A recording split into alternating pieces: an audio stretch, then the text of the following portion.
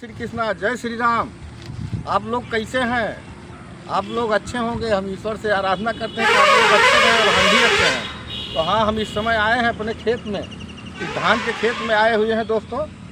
और धान में जो है कुछ उर्वरक खादें जो है डाला जा रहा है। देखिए दोस्तों, सच तो यह है, ये आप देख रहे हैं मोनोजिंक, ये दयाल की मोनोजिंक है और ये 33% है। एक जिंक आती है 21%, एक आती है 33% और एक आती है चिलेटेड जिंक। तो देखिए, जिंक डालने का सबसे ध्यान देना चाहिए। मान लीजिए अगर ये जिंक है 21% वाली और ये देखिए नाइट्रोजन तो नाइट्रोजन और जिंक मिला के इसमें दिया जा रहा है और फेरस भी मिला दिए हैं। और जब पौधा कम से कम धान बैठाए, हमको कम से कम 20-25 रोज तो हो ही गया है। अब ये बियास लेने लगा है तो इसलिए कल्ला निकलने का समय है, तो इसलिए इसको खुराकी बहुत ज़रूरी है। अरे उधर ना आए कि नहीं भैया खदिया ओए? अरे उधरिया ना आए हो कि नहीं? जाने दो। तो इसलिए कल्ले निकलते समय धान में ज़्यादा भूख लगती है इस पौधे को। आइए भाई देखिए, अब देखिए भाइयों, ये कल्ले निकल रहे हैं, कल्ले। और कल्ले निकलते समय देखिए, ये कल्ले निकल रहे हैं। कल्ले निकलते समय धान के पौधे में ज़्यादा भूख लगती है, कहने का मतलब ज़्यादा खुराकी की ज़रूरत होती है। इसलिए इसमें जो है यूरिया और जिंक और फेरस सल्फेट ये मिला के डाला जाए। भाई हम लोग डालते हैं। और देखिए धान का पौधा कैसे है, आप देख लीजिए, आप देख सकते हैं, नंबर 1। लेकिन एक चीज़ और मैं आप लोगों को कहूँगा किसान भाइयों, और शायद आप लोगों को बुरा भी लगे, कि देखिए सबसे बड़ी बात तो यह है कि हम किसान भाई जैसे डीएपी, डाई खाद और उसके बाद में एनपीके या सिंगल सुपर फास्फेट, जैसे आप जान लीजिए सिंगल सुपर फास्फेट हम अगर इसमें पौधा लगाते समय डालते हैं, जैसे धान के बैठाने पहले मिट्टी में जो डालते हैं मिट्टी वाली खाद, हमारे समझ से गेहूं और धान की दोनों के सीजन में न डाला जाए। हम तो बस केवल गेहूं की सीजन में फास्फेटिक खादें देते हैं। और इस समय धान की सीजन में कोई भी XYZ फास्फेटिक खादें हम नहीं देते हैं।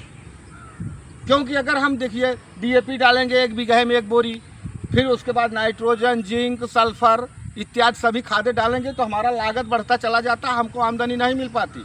और फिर फास्फेटिक खादें जितनी भी हैं मेरे मित्रों, फास्फेटिक जैसे डीएपी हुआ या सिंगल सुपर फास्फेट इत्यादि खादें जो है केवल पौधा 30% से 40% शोषण करता है, बाकी इसी खेत में पड़ी रहती है।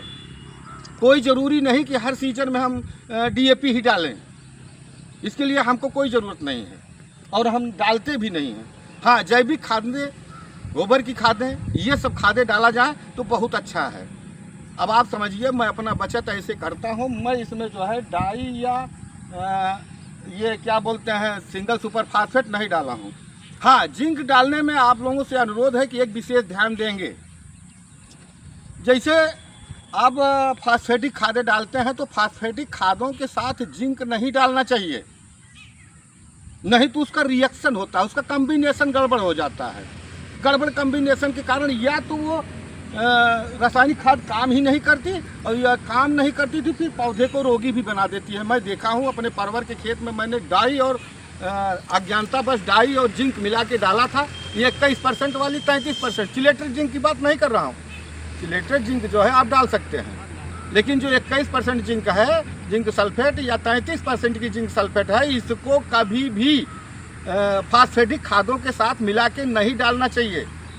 हाँ, नाइट्रोजन के साथ आप इसको डाल सकते हैं।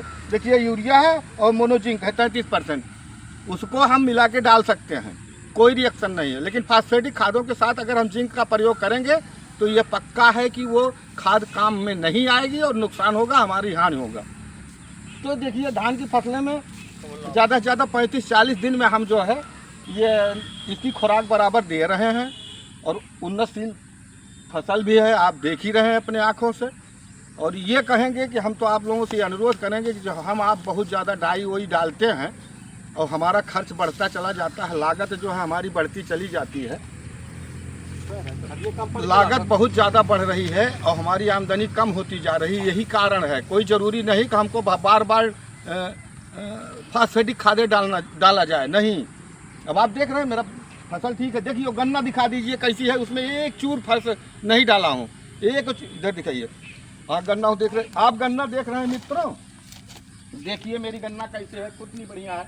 उसमें एक वो नहीं डाला हूँ, क्या बोलते हैं, न डाई डाला हूँ न सिंगल सुपर फास्फेट डाला हूँ। चना का खेत था, वैसे मैंने उसमें बो दिया था। और चना के खेत में तो चना की या दो दालें फसलें जो हैं वो तो नाइट्रोजन को वायुमंडल से घींच करके खुद जड़ में बना के रखती हैं, इसलिए वो देखिए चना और उसका खेत है, नंबर 1 गन्ना है। अब ये देख रहे हैं पौधा, ये बहुत लेट, ये जरई का खेत था, इसमें बेरन पड़ी थी, इसलिए इसको लेट बैठाया हूँ। अब आज इसको हम खुराकी दे रहे हैं, ये भी चढ़ लेगा।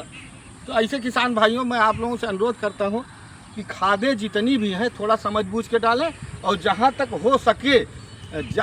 हो सके जैविक खादें डालें। हाँ, बात आती है खरपतवार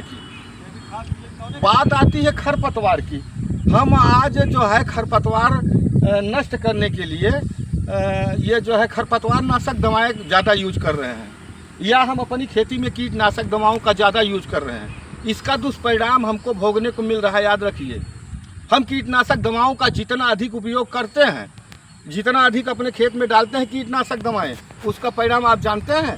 हमारे जो जीवाश्म हैं, जो हमारे खेत को उपजाऊ बनाने वाले जीवाश्म हैं, वो मर जाते हैं कीटनाशक दवाओं से।